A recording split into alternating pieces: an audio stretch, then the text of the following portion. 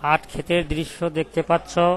একজন কৃষক কাঁচি দিয়ে পাট কাটছে।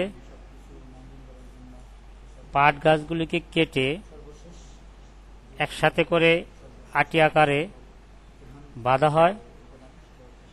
পুরো ক্ষেতের পাট কাটা হয়ে গেলে তারা আটিগুলোকে একসাথে করে নদী, নালা, খাল, বিল ডোবায় কয়েকদিনের জন্য পানিতে ডুবিয়ে রাখা হয়। পানিতে ডুবানোর ফলে ব্যাকটেরিয়ার সাহায্যে পাট গাছগুলি থেকে পাটের আঁশ আলাদা হয়। তারপর পাট গাছগুলিকে পানি থেকে তুলে পাটের আঁশ ছড়ানো হয় এবং ভালো করে ছড়িয়ে সেগুলোকে আটি আকারে বেঁধে পানিতে ভালো করে ধুয়ে গাইট আকারে একসাথে রেখে রোদে শুকানোর ব্যবস্থা করা হয়।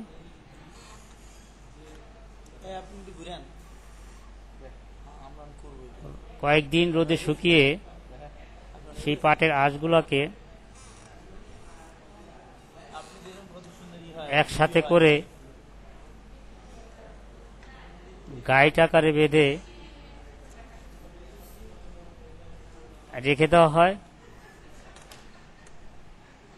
সেই পাটগুলোকে নিয়ে বাজারে বিক্রি করা হয়। প্রচুর অর্থ পায় বলে পাটকে সোনালী আঁশ বলা হয়।